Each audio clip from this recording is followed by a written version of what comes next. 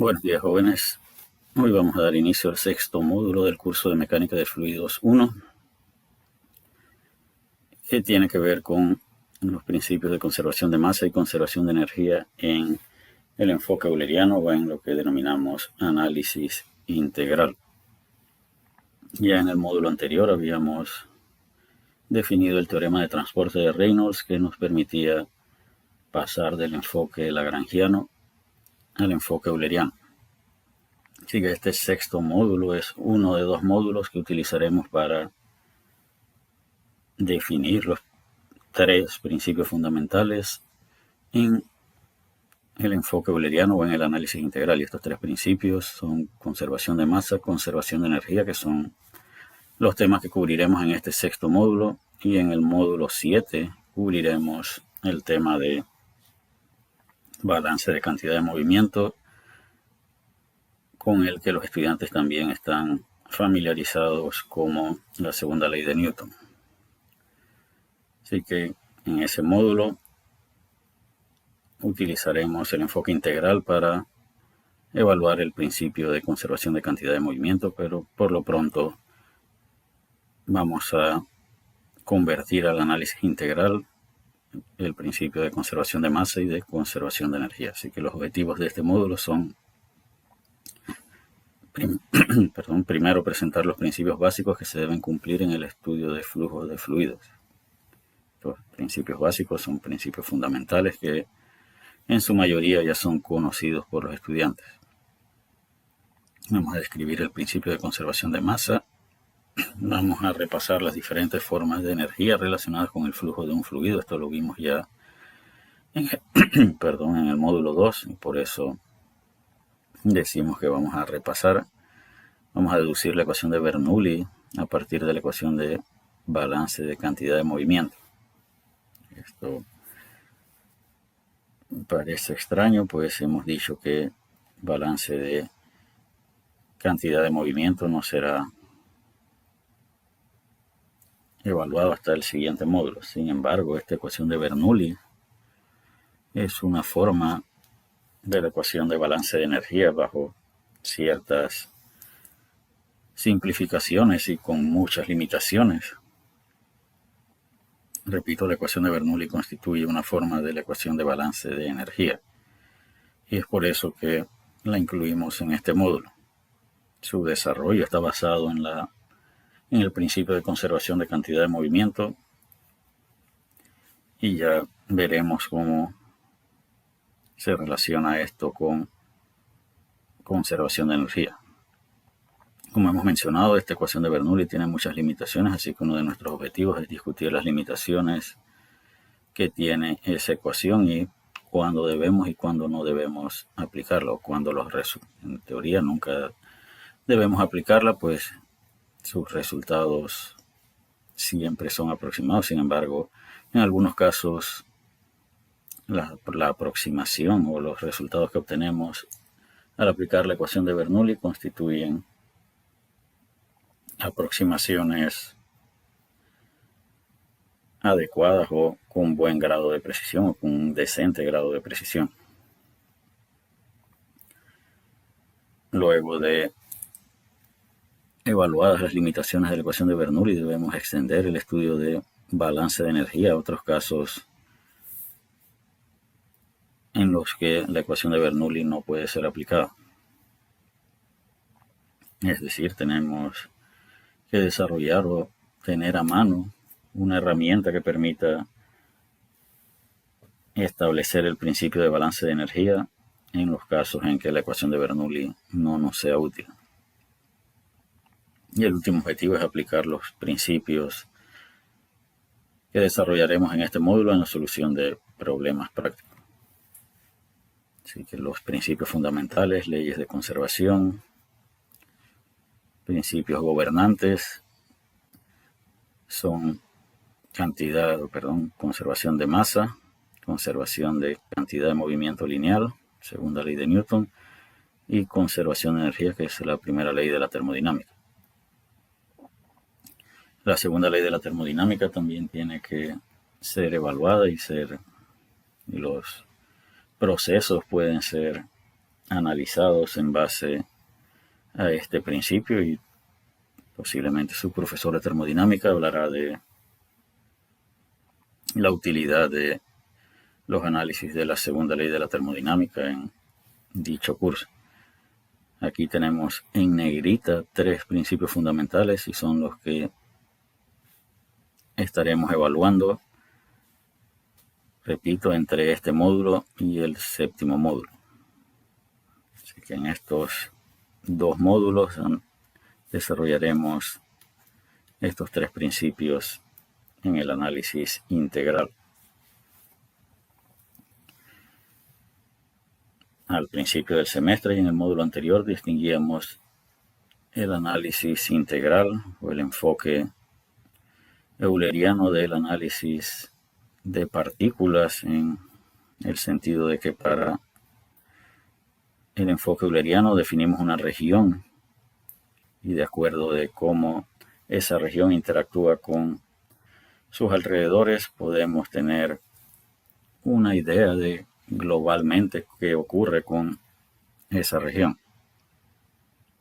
Y decimos globalmente, pues podemos decidir aspectos como si la región está acumulando energía, si la región está perdiendo energía, si está acumulando masa o perdiendo masa.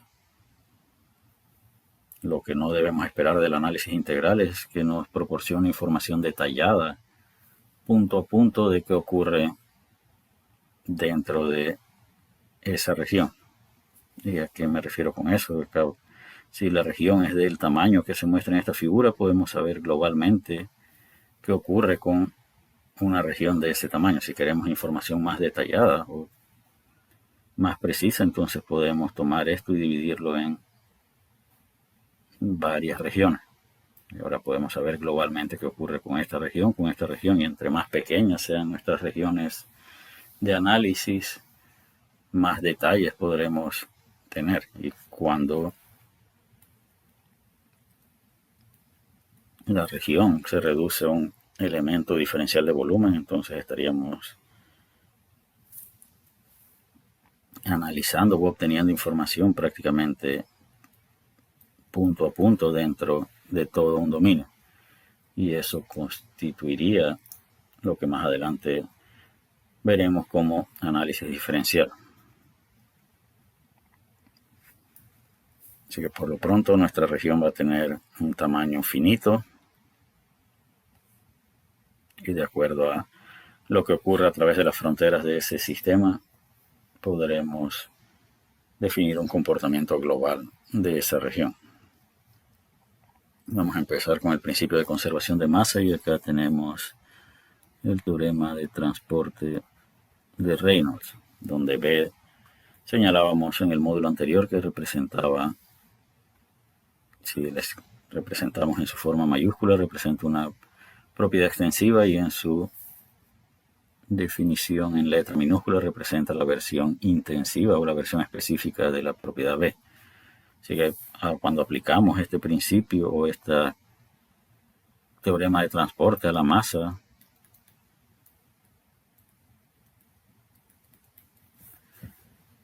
la propiedad B mayúscula es la masa y la propiedad B minúscula es simplemente 1. Así que decíamos en el módulo anterior que la derivada de la masa con respecto al tiempo, o la derivada material de la masa con respecto al tiempo, es igual a la derivada con respecto al tiempo de la integral sobre todo el volumen de control de ρ por dv, más la integral sobre toda la superficie de control de ρ por v.n de A.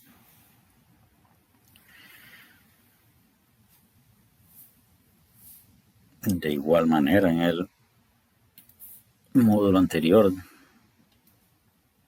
clasificábamos estos términos del teorema de transporte de Reynolds y esto lo asociábamos con acumulación,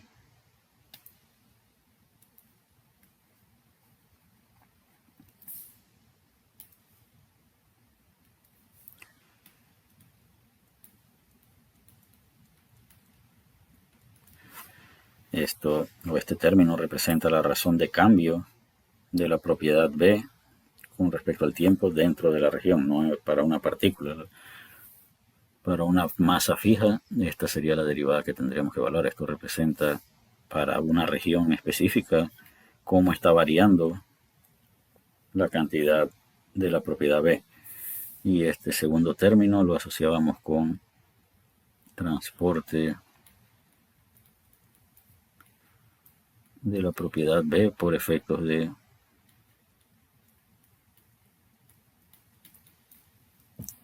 flujo. Así que aplicados o enfocados en conservación de masa, este término representa la razón de cambio de la masa dentro de la región seleccionada, y este término representa o está asociado con la razón de transporte de masa a través de las fronteras de la región por efectos de flujo. También decíamos en el módulo anterior que acá tenemos un diferencial de área, vector normal unitario y el vector velocidad, y que v.n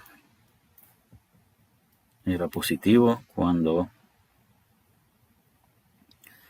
el ángulo estaba entre 0 y 90 grados, y esto ocurría cuando el vector velocidad apuntaba hacia afuera del volumen de control. Es decir, este producto punto es positivo cuando el flujo es de salida. Si el vector velocidad apuntara en esta dirección, el ángulo sería este, y en ese caso el ángulo estaría entre 90 y 180 grados, en el que el producto punto sería un número negativo. Así que nuevamente aplicando esto a conservación de masa, esto es la razón de cambio de la masa dentro de la región, y esto representa el flujo de masa a través de la frontera de salida. ¿Y por qué decimos que es de salida? Pues si el resultado global de esa integral es positivo, quiere decir que la mayoría de estos productos puntos tienen un resultado positivo.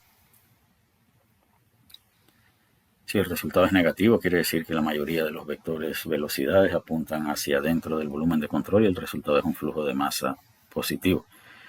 Así que es necesario definir el concepto de flujo de masa, y lo vamos a definir con la letra M con un punto arriba. Y en sus cursos de matemática ustedes definían derivadas como y', y esto era de y de x. Así que la prima se usa cuando la derivada se evalúa con respecto a una posición, pero cuando se evalúan con respecto al tiempo se suele representar con un punto en la parte de arriba. Así que m punto representa algo así como la derivada de la masa con respecto al tiempo, pero entrando o saliendo del sistema a través de la frontera. El delta de flujo de masa, acá esta integral debemos realizarla a través de toda la superficie que define la región que hemos seleccionado. Así que esta integral debemos realizarla a lo largo de toda esta frontera. Si quisiéramos definir un delta de flujo de masa para un diferencial de área, podemos decir que el delta de flujo de masa es igual a la densidad por el producto punto de v.n de A, y eso representa una fracción de flujo de masa en un elemento diferencial de área en cualquier ubicación dentro del o en la superficie o en las fronteras que definen la región que hemos seleccionado. Y es lo que tenemos aquí. El flujo de masa total sería la integral sobre toda la superficie de control de este delta de flujo de masa. Entonces, ρ es la densidad. Esto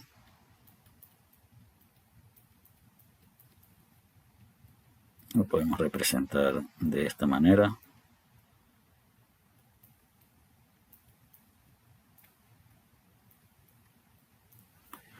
El producto punto es el producto de las magnitudes por el coseno del ángulo que forman. Entonces, n es un vector unitario, por lo tanto, esto es 1. Así que v.n es igual a la magnitud del vector velocidad en un punto por el coseno del ángulo, y esto es a lo que llamamos componente normal. Vn es la componente del vector velocidad que es paralela al vector unitario. Y es esta forma de definir el delta de flujo de masa. Ya hemos indicado por qué solamente usamos la componente normal del vector velocidad. También en el curso de termo solemos decir que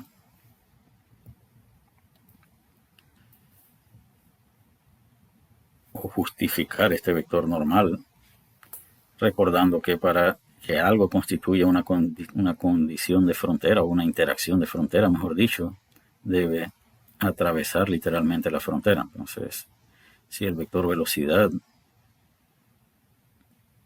tiene esta dirección, el vector normal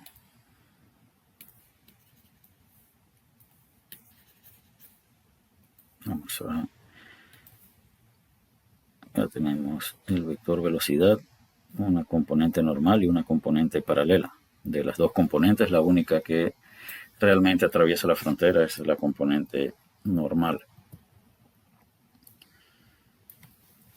En el análisis integral, vamos a suponer que definimos aquí alrededor de este ducto esta región. Así que hemos definido la región que vamos a estudiar. Sin embargo,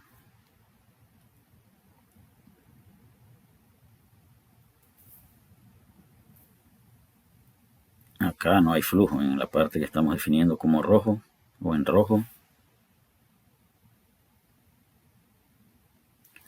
El vector velocidad vale 0. Las únicas partes de la región definida donde la velocidad no es 0 son esta región de aquí y esta región de acá. Así que si fuéramos a definir el flujo de masa de salida neto, tendríamos que integrar sobre toda la superficie de control ρ v.n por dA. Sin embargo, esta integral se reduce a solamente dos términos. Vamos a definir acá una región 1 y acá una región 2. Vamos a limpiar un poco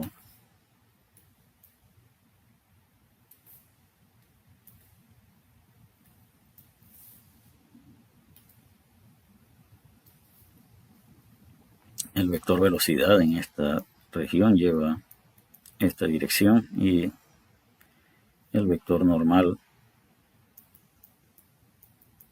tiene esta dirección. En el caso acá, esta es la dirección del vector velocidad y el vector normal lleva esta dirección. Para el caso definido por la región que hemos seleccionado acá, el flujo de masa total de salida se reduce a la integral sobre la región 1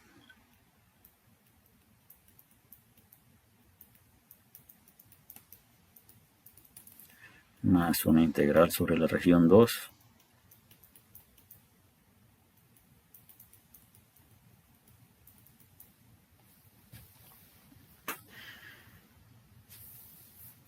en el caso de la región 1, el ángulo que forman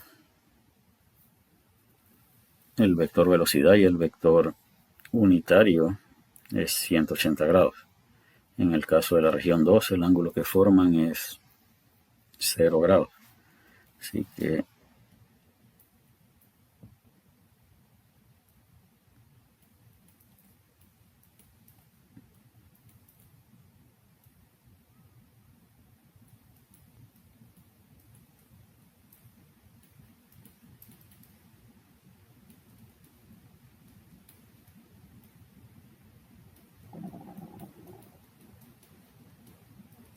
a esto se reduce nuestra ecuación de flujo de masa total de salida, que es uno de los dos términos que asociamos con el teorema de transporte de Reynolds.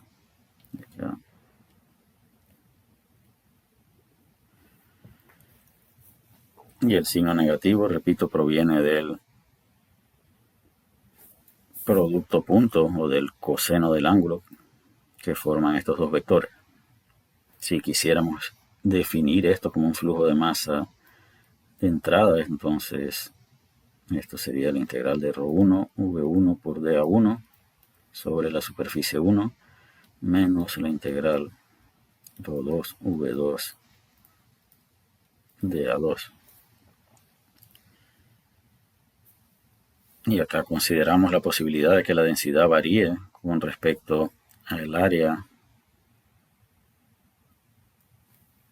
y que la velocidad también varíe con respecto al área. Y es claro con el perfil de velocidades que muestra esta figura que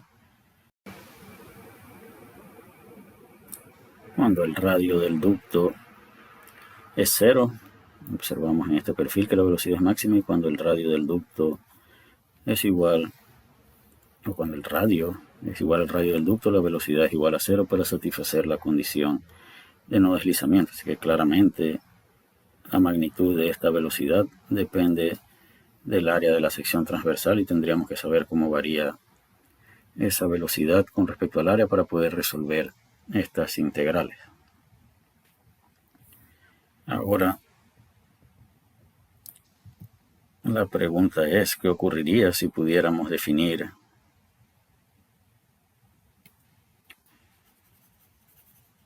una velocidad uniforme, o qué ocurriría si la velocidad fuese uniforme a lo largo de la sección transversal? Es claro que para el caso mostrado, la velocidad es una función del radio, pero si la velocidad fuese independiente, si fuese uniforme, es decir, que pudiéramos asumir que tiene la misma magnitud a lo largo de toda la sección, entonces en ese caso podríamos sacar la velocidad de la integral. Algo similar podemos decir de la densidad. Si la densidad fuese uniforme a lo largo de la sección transversal, y nos referimos a esta sección transversal, la densidad puede variar de 1 a 2, pero suponemos que en toda la región definida como 1, la densidad es uniforme, y en toda la superficie definida como superficie 2, la densidad es uniforme. Así que bajo esa suposición, para cada una de estas integrales podríamos sacar la densidad. Nuevamente, si pudiéramos encontrar una velocidad que en apariencia se comporte como una velocidad uniforme, que produzca este mismo flujo de masa o el mismo efecto que tiene la integral sobre todo el área de la sección transversal, entonces podemos asociar el flujo de masa con el producto de una velocidad por una velocidad promedio por un área de sección transversal. Y este es el camino que vamos a usar con mayor frecuencia para definir flujo de masa.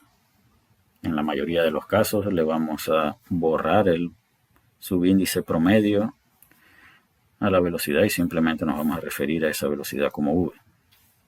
Entonces, ρ por v por a define el flujo de masa, donde v es la velocidad promedio.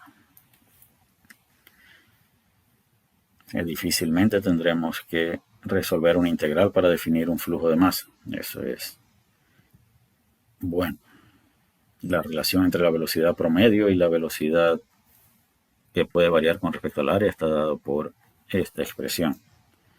Pero repito, no siempre, usualmente no tendremos un perfil de velocidad que podamos integrar. De hecho, el único perfil de velocidad que vamos a deducir nosotros es para, o está limitado para flujo laminar en ducto circular.